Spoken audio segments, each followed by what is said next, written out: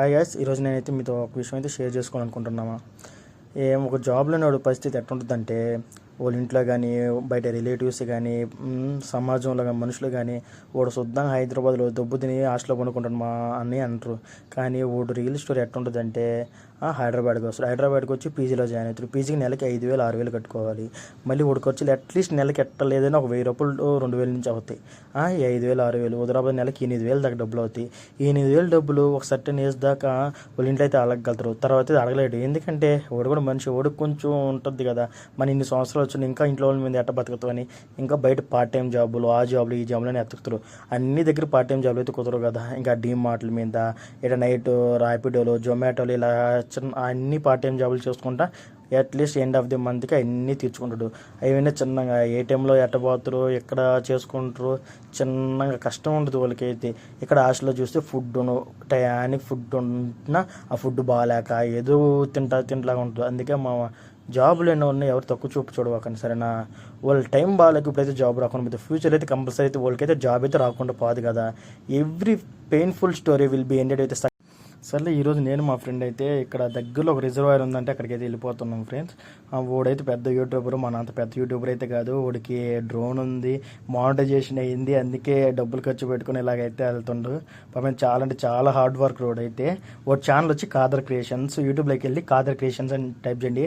అలాగే మన ఛానల్ వచ్చి యూట్యూబ్లోకి వెళ్ళి ఇట్స్ మీ నాగని టైప్ చేసి సబ్స్క్రైబ్ చేసుకుని గాయస్. అందరూ అయితే మన ఛానల్ని వీడియోస్ అయితే చూస్తున్నారు, కానీ ఎవరైతే సబ్స్క్రైబ్ చేయడంలే.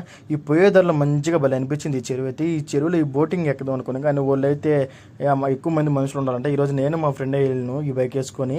అందుకని అయితే మమ్మల్ని అయితే తీసుకోలేదు. ఇక్కడైతే నీళ్ళు అయితే చాలా అంటే చాలా ఎక్కువ ఉంటాయంట. ఈ మధ్య వానలు పడకైతే చాలా అంటే చాలా తక్కువ అయిపోయినాయి నీళ్ళు అయితే.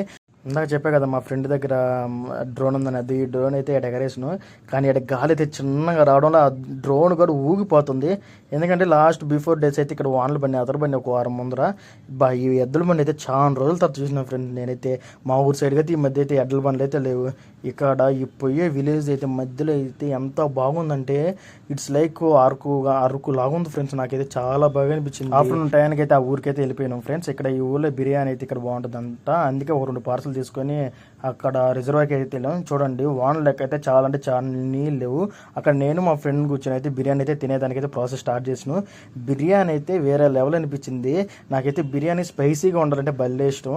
బిర్యానీ ఎంత ఫేమస్ మనకి యూట్యూబ్ ఛానల్ వీడియోలు చాలా ఉంటే చూసేయండి ఒకసారి. ఇంకా బిర్యానీ తినేసినాక ఒకసారి అయితే రిజర్వాయర్ చూసేదానికి అయితే పోయాను. చూడండి ఎంత బాగుందో, పైన అయితే మేఘాలు అయితే కుమ్మేసినాయి. అక్కడైతే వాన పడద్దు అనుకున్నా, ఎట్టో మా అదృష్టం బాగుండేది, వాన అయితే పడలేదు. అక్కడైతే బోటింగ్ కూడా ఉందంట ఫ్రెండ్స్. చూడండి ప్రైజెస్. ఇక్కడికి వచ్చి బోటింగ్ అయితే మనం అయితే ముందుగానే బుక్ చేసుకోవాలంట.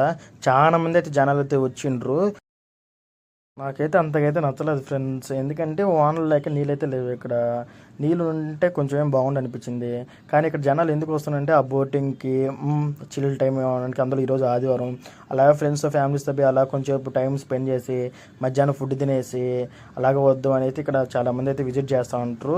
ఇంక ఈ టైంలో మనకు వాన లేని టైంలో ఇలాంటి చిన్న చిన్నవి బాగుంటాయి కాబట్టి వచ్చారు. ఈ బోటింగ్ అయితే ఇదైతే 2 పర్సన్స్కి ఇది మ్యాక్సిమం ఐ థింక్ 300-400 ఉంటుంది. నాకు తెలిసినంత వరకు అయితే ఈ రిజర్వర్ పెద్ద లోతు అయితే ఉంటుంది, ఎందుకంటే నీళ్ళు అయితే చాలా తక్కువ ఉన్నాయి. ఒకవేళ ఏమైనా ఇక్కడ చాలామంది ఆ బోట్ వాళ్ళు అయితే ఉన్నారు, వాళ్ళైతే పోయి ఈజీగా అయితే కాపాడేయచ్చు.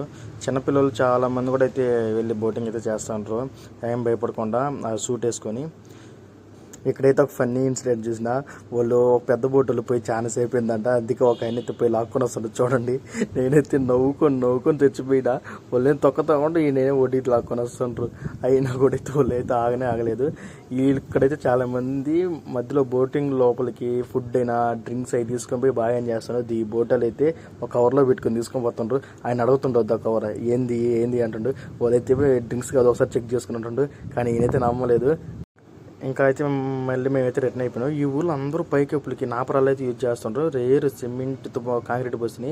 ఈ ఊరు చాలా అంటే చాలా అప్డేట్ కావాలి ఫ్రెండ్స్. అయితే ఊరైతే వేరే లెవెల్ అనిపించింది నాకు. మధ్యలో గ్రీనరీ చూస్తుంటే సేమ్ అరకుకి వెళ్ళినప్పుడు ఎట్లా ఉంటుంది అంత ఉంటుంది అనుకున్నాను. అయితే చాలా బాగా అనిపించింది నాకు. సరే guys, okay guys, take care of. మన ఛానల్